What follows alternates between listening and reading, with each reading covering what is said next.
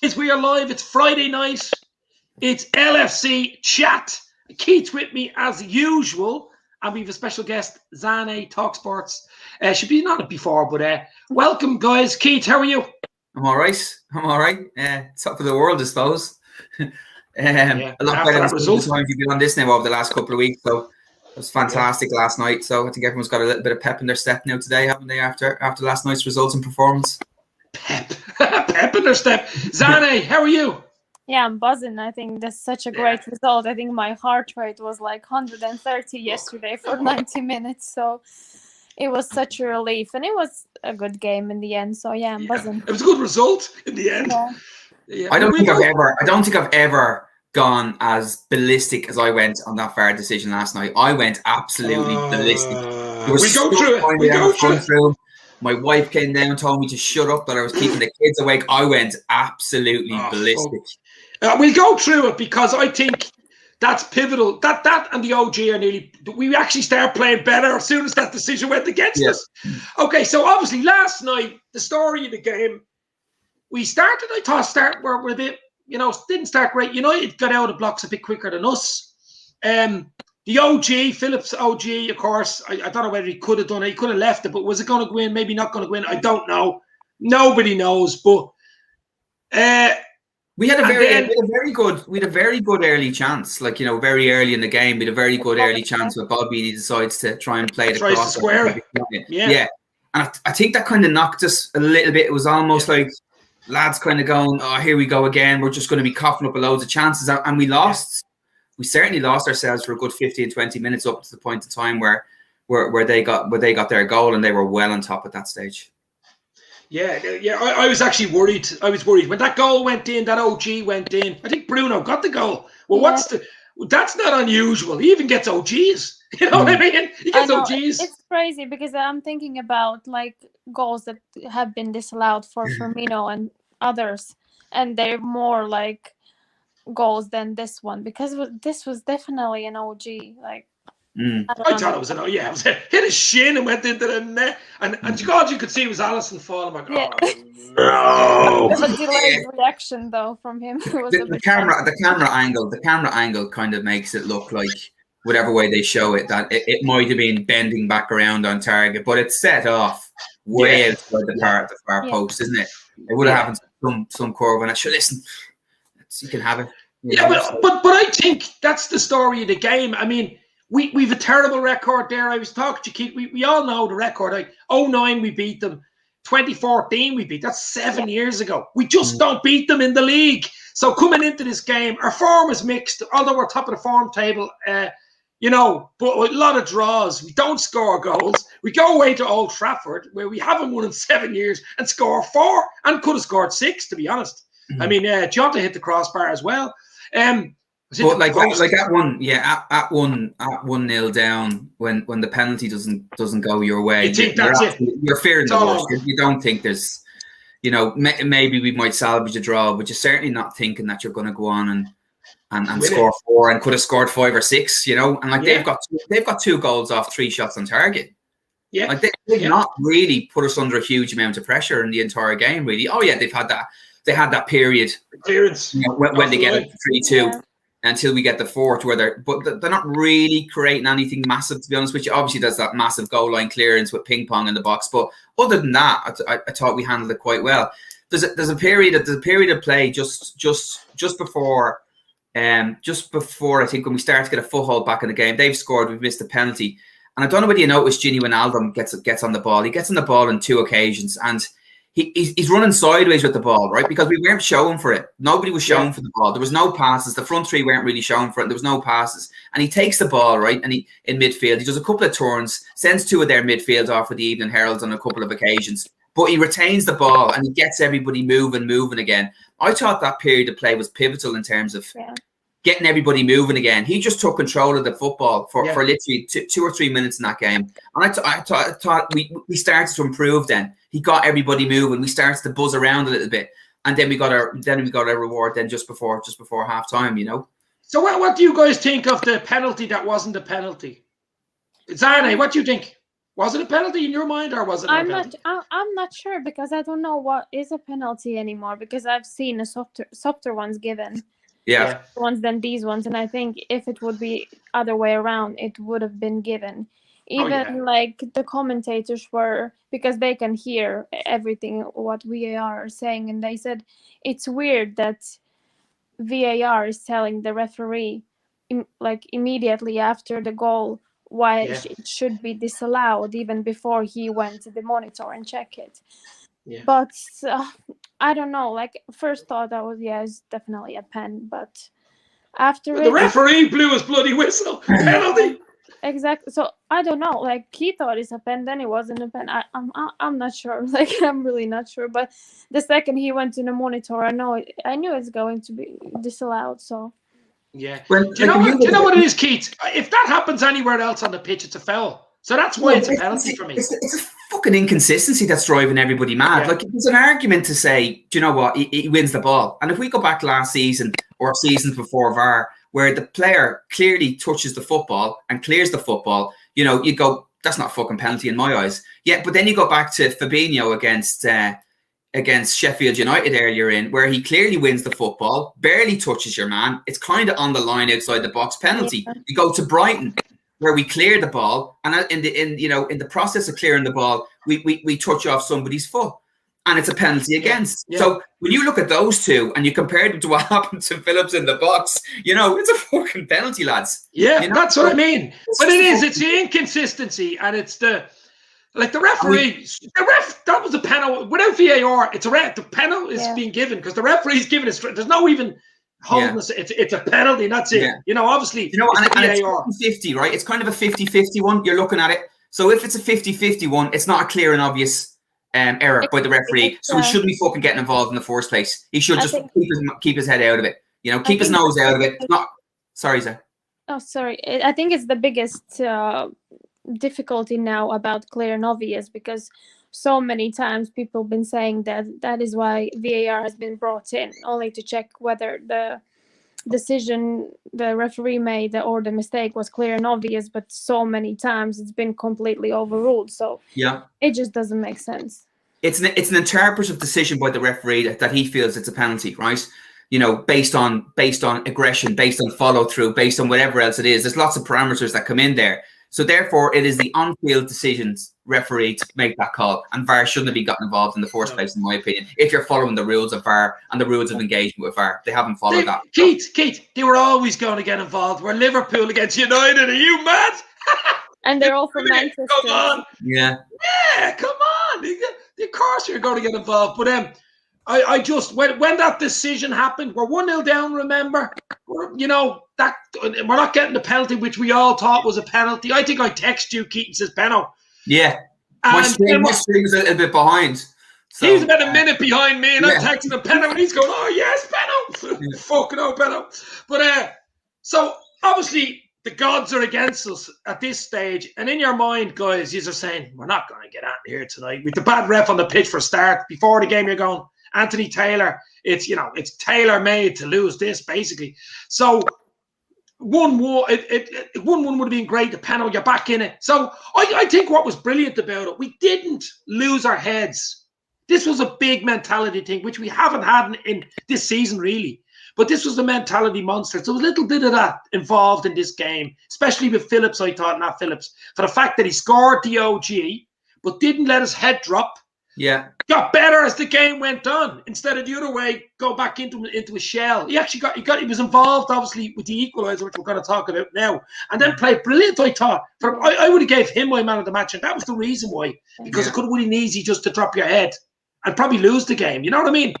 So obviously we don't get the penalty. Then that Phillips, Salah has a shot in the edge of the area. It's a bit of a ping pong going on with the ball. Obviously, it wasn't a pass by Phillips, by the way. He was going for it. It was just a hook shot. Yeah, and it falls to Jota with a lovely little flick. 1-1. When that goal went in, you could just see the energy. Everything lifted around. Geez, we're not going to lose this game, actually, lads. We have a chance here. So, Zane, what do you think? That goal goes in. Jota, game on. Obviously game on, but what were you jumping all over the shop, all over the house? Well, first of all, I never celebrate anymore. I wait a bit because of the Yeah. VAR, because I always think that they're gonna find something. And there was a bit like stuff going on, so I was thinking maybe it's gonna be overruled. I don't know. Was he onside? Wasn't he onside? So, but yeah, I didn't believe that we were gonna equalize, because right after they scored, all the momentum was theirs. But yeah, I was really, really pleased. And as you said, like, I didn't expect it and didn't expect to see that mentality, those mentality monsters again. So yeah. We could have turned in mentality midgets after going 1-0 down, but we didn't. So it was very pleasing to see, and I think if we can continue this way, good things are gonna happen. Hopefully. Keith, obviously when the goal went in, Jota, that was the turning point, wasn't it? Yeah, just goals change games. Like, the only thing you're celebrating at the moment is goals going in from corners, because then it's, unless there's been a push or a shove, it's not offside, or there's nothing else that's gone in. It's you can literally just bank on a corner going in. Everything else, there's a pause, there's a wait until you've actually been confirmed. So that's ruining everything for me in any way. But however, yeah, listen, it was a different. I think we scored after that. Listen, it was a good goal. I think we were exerting a bit of pressure at that stage. We were well worth our equaliser at that point in time, and then we went on from there. And we scored. The next two goals are just scored at just the best time, just before half time and just after half time. It's you just can't ride it. You can't ride it as a manager. Even in playing football as a kid, you want to score before half time and after, because it blows the half time team talk by the manager out the window. Yeah. That's what it does.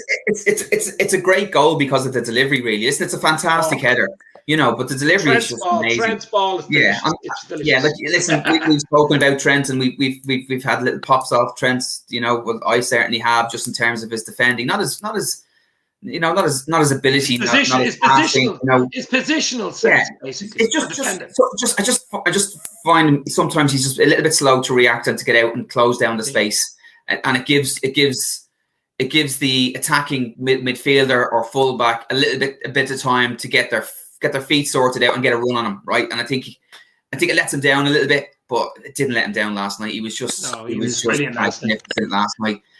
And all of his passing into feet. It was back on the ground, not bobbling, just perfect passing. And then obviously then is getting into the box and setting up a couple of goals as well. So I thought he was absolutely immense last night. There was 2, 3, maybe 4 players who could have pushed from man of the match last night. And that's a rare thing to say for Liverpool. You have 3 or 4 players vying for man of the match in one game. That's unusual straight away. I think the difference is we created probably as many chances as we normally create, but we converted ahead of a lot more of them, right? Like most games we could have 6 or 7, right? But we're converting 1 at best. We were back to ourselves in terms of still creating a hatful of chances, missing a hatful of chances, but converting our fair share. And I think that was the difference last night, Yeah. No, that's true. And obviously, Bobby gets a goal. What was it? Injury time in the first half. ZANE. That was a lovely header, actually. Because most of those headers you head down, but actually he pinned it into the corner with a bit of confidence. And that goal before half time was, that's when you want to score. As we just said to kids, wow. I think that's a very crucial goal, and in any sports, to score before halftime or before the third dance is just very, very important. And I think it was so funny about Pogba.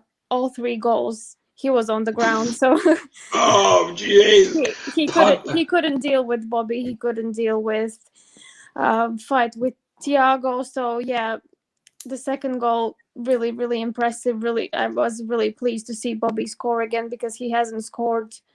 What was it, 16 hours or something? So for him to score 2. Really, really good. He does seem to pop up though, in the really important games. He does seem to pop up and get a goal or get 2 goals when he needs. That's why Klopp picked him. That's why you never take that away from him. That's why Klopp picked him for this game, I'd say. Yeah. You know what I mean? And maybe that's why Mane wasn't happy at the end. But anyway, we'll talk about Mane at the end. But I don't think that's a lot of bullshit, really. I've seen that on the sideline of kids' games, for fuck's sake. Nothing. I wouldn't worry about that. Yeah. I know Klopp had something to say about it. I'm not even going to waste a podcast on talking. That's bullshit. But so we win at halftime, 2-1 up. Obviously, Klopp doesn't have to say too much other than same second half, lads. Let's go. But Ole's at the wheel. All of a sudden, he's crashing into the wall. He has to. They were 1-0 up, and he's going, what's going on here, boys? Because I'll tell you what, I'm like Kevin Keegan here. I tell Villarreal were happy looking at that defending the fucking last night from Bali and Lindelof when they played in Europa League because they were terrible at the back. That's as bad as I've seen them. And Jeez. Fred. He should go back to the Flintstones, Fred. He's brutal. He was playing for Liverpool. I think he was playing for Liverpool. He's probably a Liverpool fan. Yeah. Probably a Liverpool fan. But obviously we win at half time. We come out second half. I'm still nervous, Keith and Zane. Obviously, we're still nervous. It's only a goal in it. We've seen Liverpool lose goal leads before. I'm saying to myself, the next goal is the most important goal. If we get it, we win it. If they get it, obviously it's game on. They probably win it then. And what, 42 minutes in? 2 minutes in. Actually, I blame their goalkeeper, Henderson. He had a bit of a nightmare, didn't he? He was bad for 2 of the goals, Henderson, the young keeper. Yeah, he's bad for the last 2 goals. And obviously the pundits after the match had a pop at him as well. Yeah, but like he's played himself into that position. It's a thankless position, as you know, Dave. You know, you're up 1 minute, you're down the next. Like when we look at our own keeper, like Jesus, Ali wasn't fantastic last night either. You know, he looked a real bit nervous. Like Jesus. The one where he hit it out and it went past the post. It's a real confidence position, you know. Like, put it this way, if he doesn't fumble the first one from Bobby, he probably gets his feet in his position sorted out a lot better for Salah. I think Salah probably still scores, to be honest with you. But, you know, maybe his confidence isn't rocked as much for the second one. And that's it with goalkeepers, you know. Yeah. It's a thankless position, you know. You're up, you're fantastic, you're magnificent 1 minute, and then you're down the next. It's as simple as that. Because when you make a mistake, you know, typically it results in a goal. So that's the nature of that position, you know. Yeah. Do you know what I liked about the Bobby second goal? Obviously, it was an important goal. It's the third goal. Gives you that 2-goal cushion straight after, you know, starting the second half. But it was where he was. He was in the bloody 6-yard area. You know, Bobby, you don't usually see him there. You know, you haven't seen him there recently. He was running in to see, sniffing around like a striker or a forward should do. But he hasn't been bloody doing it. None of the forwards have been doing it. No, because his confidence, Jota, because his confidence is up after scoring the first goal. Yeah. You know, that's why he's getting into that positions. Like, you know, like strikers thrive on goals. They get a goal, they're more involved, you know, a bit more confidence, getting themselves in the right positions, not second guessing, working off instinct. You know, he's probably in there because of the first goal. If he doesn't get the first goal, maybe he's not there, you know. So, but yeah, that's what I'm saying. Yeah. Football's a confidence. Every sport is confidence, isn't it? But obviously, Zane 3-1. It's looking good now. It's still early in the second half. It's only 47 minutes gone, so it's still, you know, Liverpool. Even 3-1, you're not exactly, you know, happy. But I thought we went off the boil for about. Jota had a chance where he went through and hit this. I thought he should have scored. He was unlucky. He hit the post. If that goes in, could have been an absolute rout. Well, it could have been a 7 or fucking 1, you know. But I got a bit worried when that Jota chance did, and you could see Klopp on the sideline nearly going, like, that's a clincher forward. It's gone. Then they get a goal. Rashford, a lovely finish, actually. It goes in. Great goal. It's very well worked goal. A really good goal. But then it's squeaky bum time, as Alex Ferguson used to say. Squeaky bum time. It was a famous Alex Ferguson saying, in other words, it was hold on here. What was 68 minutes? I felt like time was just like it went by so slow. Literally every second I look at the time and it's still like 68, 69, 70. And I was like, oh, for fuck's sake, like for how long this is going to go? But yeah, I was checking my heartbeat and it was like 130 or 140. I was super stressed. And to be fair, like I was kind of over the season before. Like I was thinking we're not gonna probably win this game, so I just want the season to be over.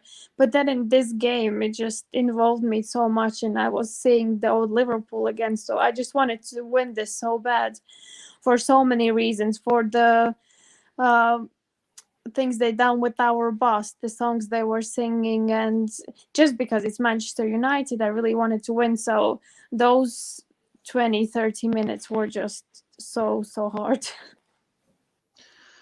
I just want to say something here. Steve Richards is on. Jeez, very sorry to hear that, Steve. I met them in Liverpool, actually, back in 2019 in a pub before the game. Steve and his wife, Louise. I didn't know, obviously, his wife passed away in January. Sorry to hear that, Steve. Rest in peace, my friend. Yeah, makes you rest in peace. Yeah, wow. Okay, so I just want to pop something else up here. Klopp should stick with the front three. Next match, bench Mane as he's been a liability for a while. Well, I'll tell you what, Mane's not bad to come off the bench either, is he? I mean, you know. I think he's going to start next game. I think he is going to. I think we might even start front four. I think. It's West Brom? Yes, I think so.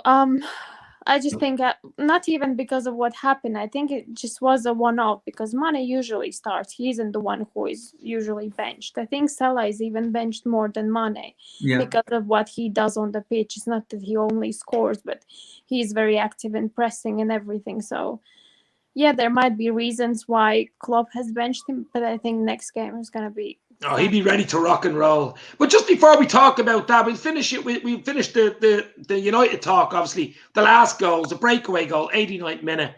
Salah running through. I think it was Jones who let him go, just playing it over the top. He was way on. He's been 3 yards onside. Ran through. He was in his own half when he started. So what was the goalkeeper like? Henderson. I mean, like score on this side, like just score. I don't know what he was doing. That was amateur. That would come on. Panic, probably. Panic. What? He must have money on Salah to score.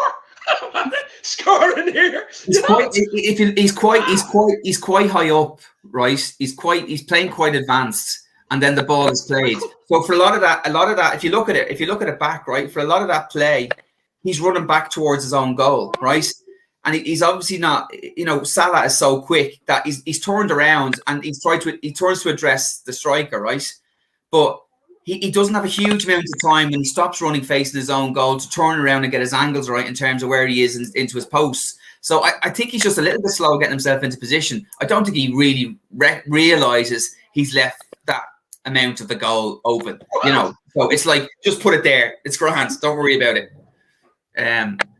I just couldn't. I couldn't believe it. Look at it again. He's running back towards his own goal at one point. So Salah's running, and he's running towards his back because he's running back towards his own goal. And then he turns around and he just tries to get set, but he's just not in the right position. Listen, don't get me wrong. I was delighted, Jaman Henderson, in a terrible game. It wouldn't have made any difference. He could have been standing in the centre of goal, and Salah still would have scored it anyway. It makes no difference. Difference. Maybe.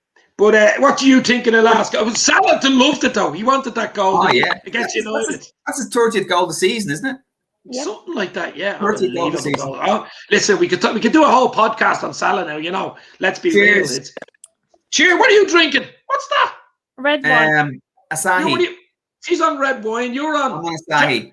Japanese beer, is it? Japanese rice beer. Is it rice beer? No, I don't know what's made. No, I think it's rice beer, is it? Is it? Never tried Japanese beer. A lot of the Japanese stuff is rice beer. Look at me and Coke Zero. And you guys are drinking. Yeah, but there's Bacardi in that, isn't there?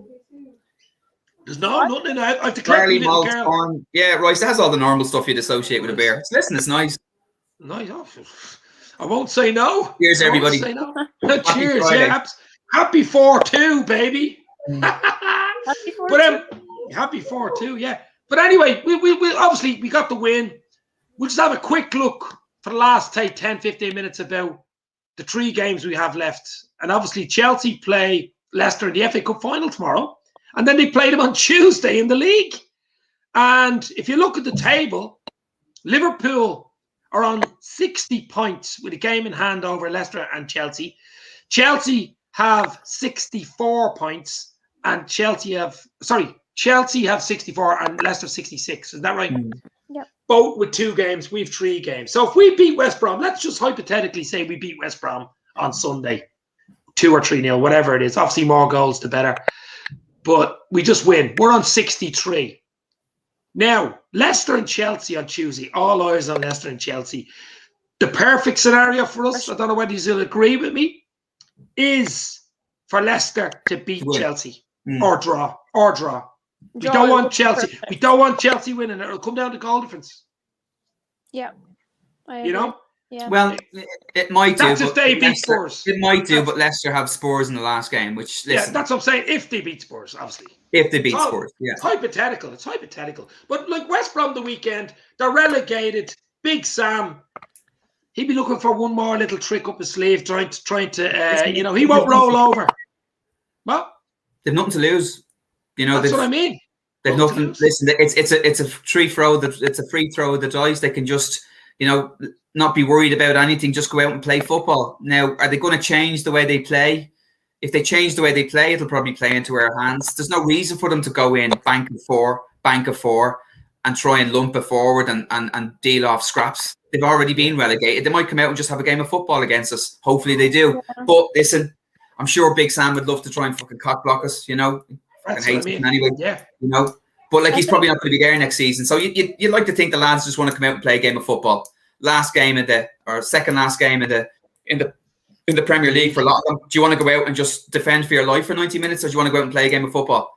And if they do that, if they open up against us, it'll suit us nicely. Of course it will. Of course it will. I'm more worried about Burnley than West Brom. Sorry. I think it's, at the same time, many of the players who want to stay in Premier League, they will want to put good performances in for other teams to notice, especially their goalkeeper, because I don't think he's going to stay at West Brom.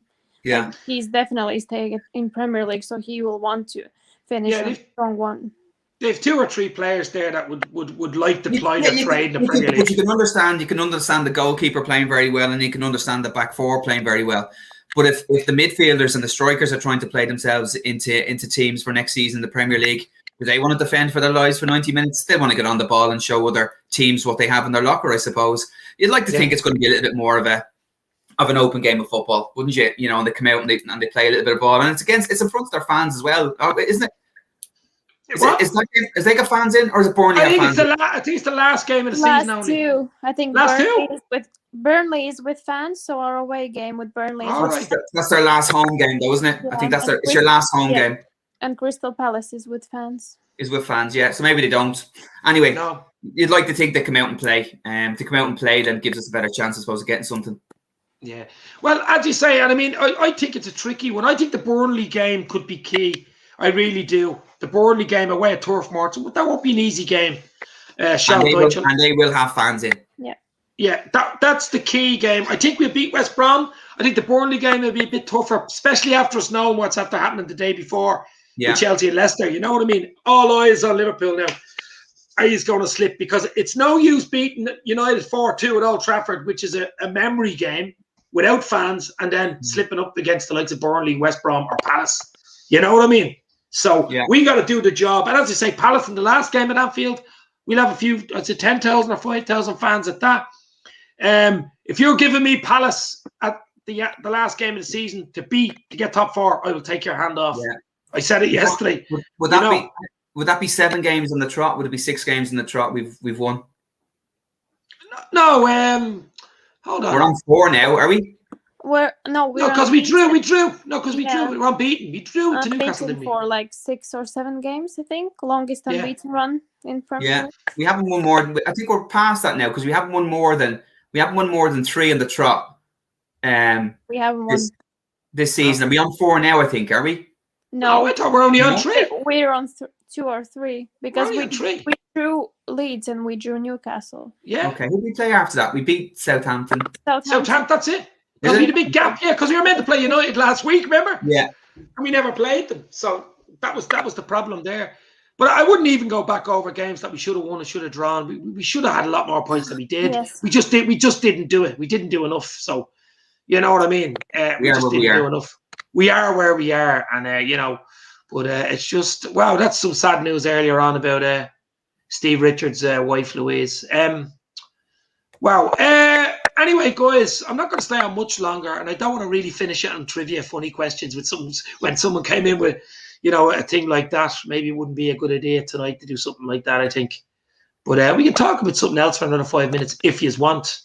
But I see news today about your man Canate. I think it was, who was it? What's your man? Fabrizio Romano, I think his name is. Yeah. He seems on the ball with transfers, this guy. You don't like him? I don't know now. I don't think he's tier 1 now in terms of his Who is tier 1? I'm tier 1, baby. What? Tier 1. Tier one is the Liverpool website when there's somebody leaning. That's tier 1. Yeah. No, but I think that'd be a done. I think that'd be a done deal. I mean, it's like the Thiago thing. We're talking about it for months, and it was already done. What do you think about Thiago's performance last night? I thought Thiago was good. Did you? I'm not saying great. I thought he was good. I think he was invisible, which wasn't a bad thing. Yeah. Because the tackles he makes sometimes, and in those tricky positions, they are really bad. But yesterday he was doing his job, he was grinding. So sometimes he is in the spotlight for good or for bad reasons. But yesterday he was sort of invisible. He did everything he was supposed to be doing. I think on the third goal, he got us the ball back. So that was a good moment for him. So nothing bad to say. Yeah, he was absolutely doing my head in the first half. You should do a live. Watch along with me, Keaton. No. Because at one stage I was having a moan against Bobby, and he popped up and scored 2 goals and would have looked like a fucking idiot. So no, I don't do that. There's a reason why I don't do that. I just saw him getting caught out of position, trying to dive and win the ball way too far up the pitch. And as a result of that, he's caught out of position, and it's just so easy then to play through our midfield.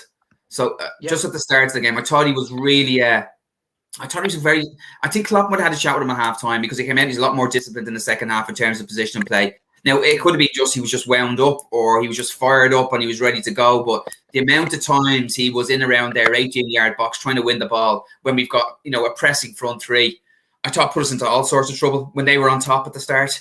He didn't win the ball. The ball was turned over, and all of a sudden then they were walking through midfield. And it was 2 or 3 passes and then releasing Rashford. Like when we're playing with those 2 boys at the back, who obviously suffer with a bit of pace, I think it's really important that we have a disciplined midfield. Because they're not going to play those long balls from the back. They're going to come into Fernandes to play them, or potentially Fred or McTominay or Pogba. More often than not, if they get the ball and they get their head up in midfield positions, they're going to cause a huge amount of trouble. So I just thought in the first half he was just very ill disciplined. I think everyone struggled. First 20 minutes, everyone struggled in Liverpool side, everyone. And I didn't think Fabinho played well at the first 20 minutes. And also I didn't even notice Thiago. Maybe I was just too stressed about everything. Yeah. So no, there was a good in my mind going into the match, I was so conscious of that we need to be disciplined in midfield, because that's how they punished us in the past, is having a bit of time on the ball in the middle of the park and then picking out a ball. Like at one stage, there's a 45-50-yard pass down. I think Pogba gets his head up and pings it, and they're just in on top, and they just shouldn't get that time and that space in the middle of the park. So, it didn't. Listen, in the end, it didn't do us any harm, to be honest with you. But geez, I was screaming at the telly a couple of times.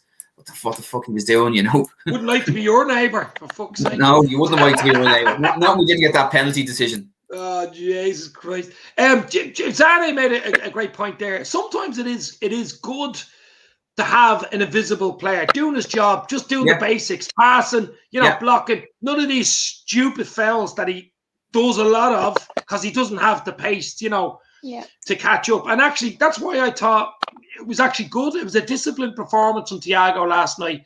And sometimes it's good enough. You know what I mean? And Genie was brilliant as well in the midfield. It has to be said. I might do a little. Do you know what we do? We fill in the time with a little player rating. I never really do it, but because it was a special night, a 4-2 win, we don't usually get them. We do a little player rating if you want, and I'll just give you like Mark's out of 10. I'll give you mine. Obviously, Alisson.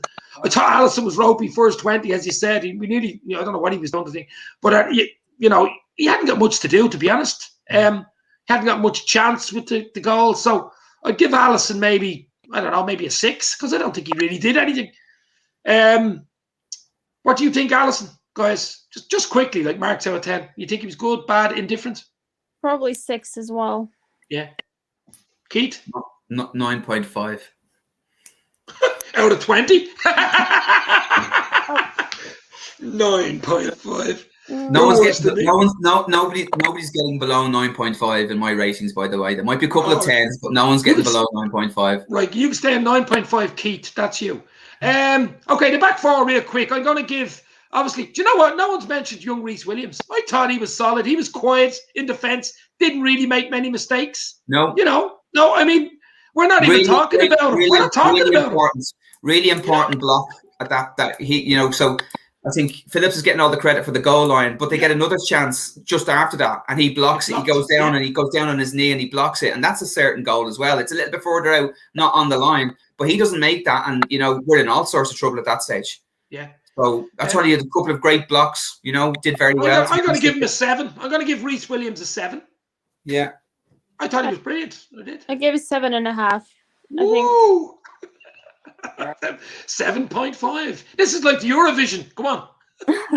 12 points. 12 points. Please. I'll give him 9.5. Fuck off. We had 9.5. All right. I'll tell you who you're going to give 9.5. Nat Phillips, because I'm going to give him a 9 from the Dublin jury. 9. I'd have given them a 10 for the own goal, so I'm going to give him a 9.5. 9.5. Zane? Yeah, I think 9. Okay. And obviously, we just say, I think, to be honest, Trent was unbelievable as well. I'm going to give Trent a 9 as well, to be honest. Trent's getting a 9 from me. What do you think, Trent? Probably 10. A man of the match. What? 10 out of 10? Yeah. Yeah. Okay. He'd be one of the players who gets a 10 off me. I don't think he put a foot wrong for the entire night, to be honest, which he sets up 2 goals, didn't he? So yeah, all right. Okay. So he's obviously your man of the match. He's your man of the match, Trent. Trent's your man of the match, obviously. Bodie's. Yeah, I think so, yeah. Well, 10 out of 10? It's really hard not to, when you're looking at these things, if you're a pundit looking at these things, it's very hard. Like, you're talking about man of the match, not performance of the match. I think performance of the match, I think you give it to Trent. Man of the match, scoring 2 goals either side of half-time, effectively putting the game to bed. I think you give it to Bobby as man of the match. But I thought Trent had the best performance, if that makes any sense. Okay. Okay, so Robertson, I thought Robertson was back to his belts, back to his feisty best, wasn't he? Brilliant. I'm going to give Robbo an 8. Robbo an 8 from me. 9.5 from Keith. Yeah, 8. Zane? Yeah. 8 is fine, yeah. It was decent. Yeah. Great tackle on Rashford. That tackle on Rashford. It reminded me of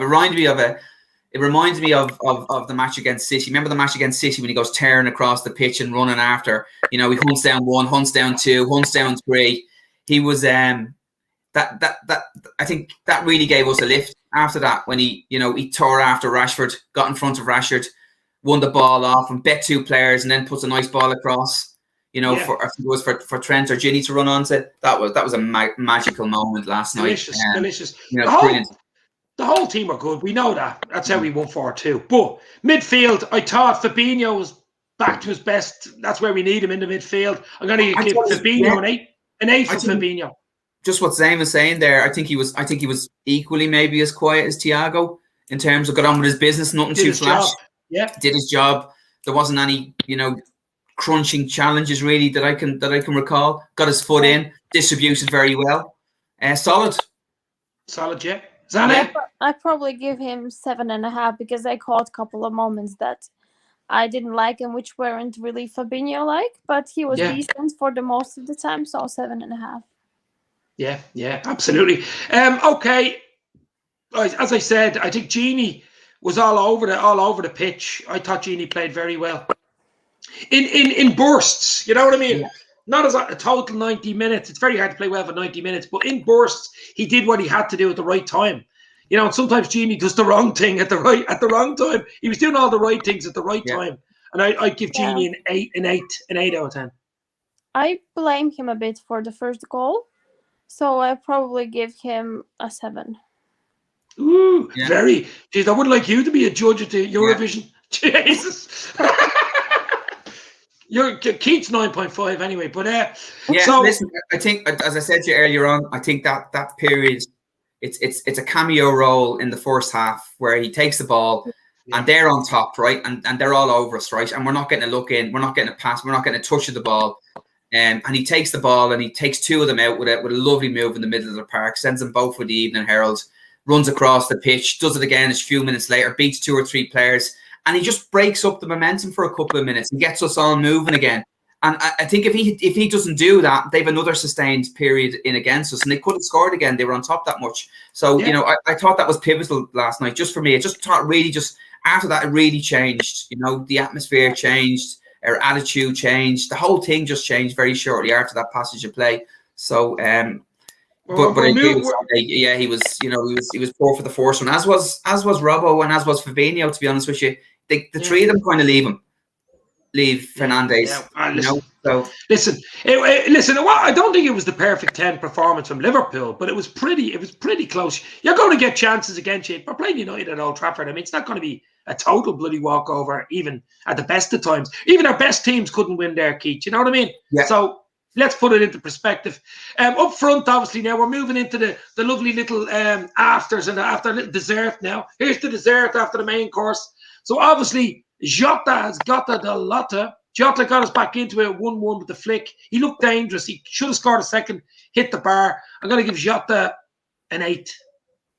I agree. I think he should have scored that second one. And yeah, good performance. A bit, he needs to work on his passing a bit, but in general, it was a good performance. Yeah. You give him an 8 as well? 8? Yeah. Keith, 9.5?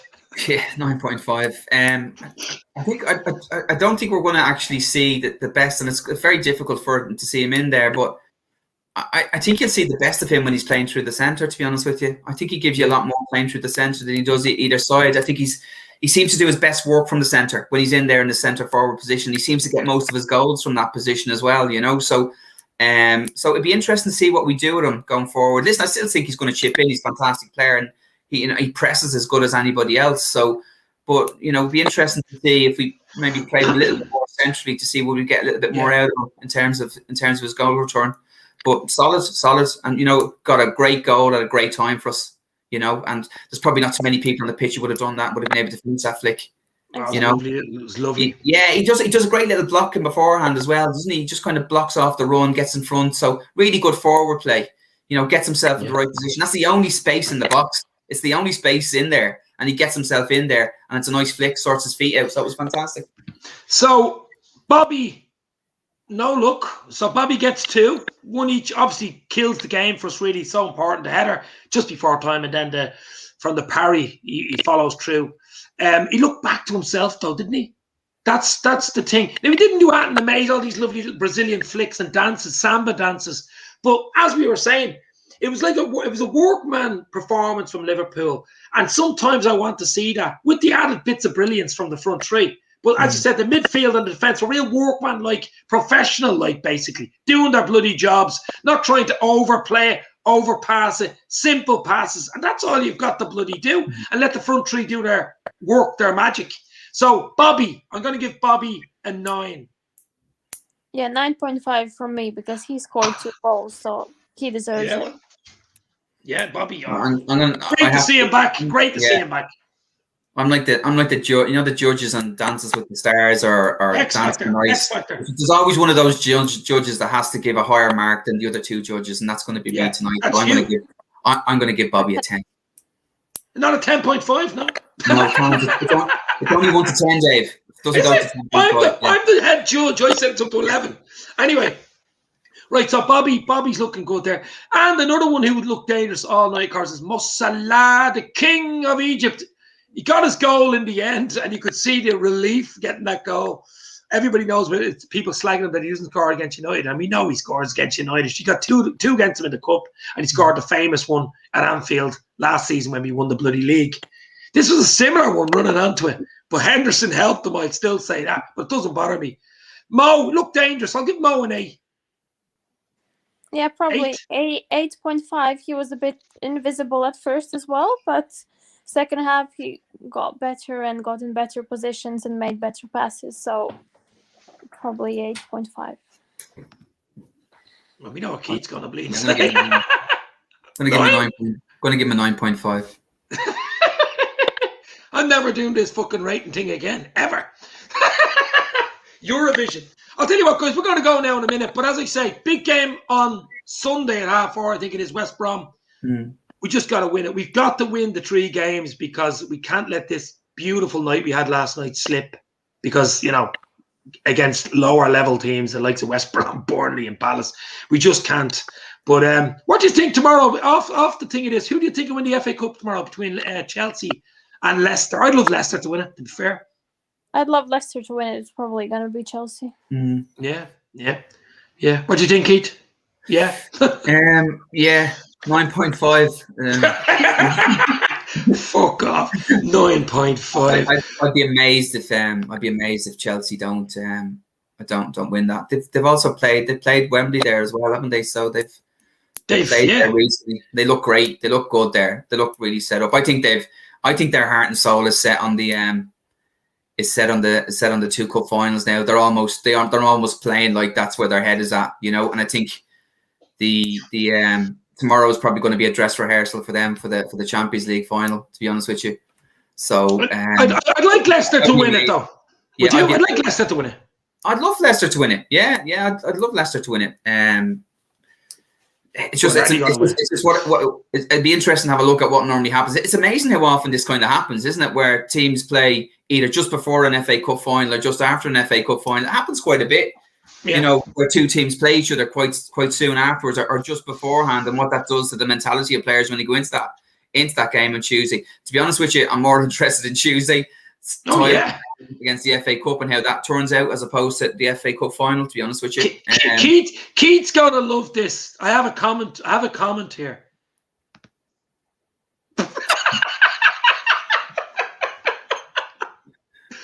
Poor Zane had to go. I could see it in her eyes. She had to run. Yeah. She was going to kill someone. But Elvis Costello. Thanks, you know what? He's a big Liverpool fan. Yeah. Still don't like him. Elvis Costello, for fuck's sake. Zane, what happened to you? Just disconnected by mistake, but I have to go anyway. So yeah, I thought you couldn't contain yourself with the laughter because somebody just compared me to Elvis Costello. I don't know. You're not even probably old enough to know who Elvis Costello is, are you? Probably not. No. Yeah, no. It's ancient. He's nearly as old as me. But Zane, if you have to go, no, I'm not gonna stay on much longer anyway. But if you've got to go, you've got to go. Thanks for calling. Guys, bye. Yeah. Take care, Zane. Cheers. Thanks for coming on. But as I say, Doug, sorry for your loss, Steve. Yeah, I still can't believe that. I actually met Stephen and Louise over in Liverpool back in May 2019 when with the last game of the season. Remember we had to beat Wolves, we beat 2-0, but obviously City then won, beat Brighton, wasn't it? And the league was over. We were champions for 20 minutes, weren't we? So well, we were 1-0 ahead, and Brighton went 1-0. Geez, but we were in the pub. We weren't even at the ground. Couldn't get a ticket for love nor money for the Wolves game. But yeah, Keito, I suppose we can rock and roll now. We're only 47 minutes in. I think we'll call it a night. As I say, West Brom. To everybody, plenty of comments there. Thanks to everybody for I can see loads of bleeding commenting. So yeah, just didn't get a bleeding chance to get in. West Brom was a bigger game. Couldn't care less about the FA Cup, to be honest. The same with Kelly. Well, I still like the FA Cup. It was when we were growing up, Keith, as well as kids. It was the big game. We'll never forget 2001 day, will we? So. I will. I was in a spar shop. You were in a spar shop. I went down to the shop to buy a bottle of Coke. I was sweating. I went for a bottle of fucking Coke. A few drinks on me, for fuck's sake. Great show, lads, says Rory. Fair play, Rory. Lads, I think we'll call it a night. Thanks very much for coming in. Okay, guys. Thanks, Dave. stay safe. Thanks for the invitation. Appreciate it. Talk to you soon, Keep lads. Talk to you soon, bro. Up the Reds, lads. Bye-bye. Cheers. Bye-bye.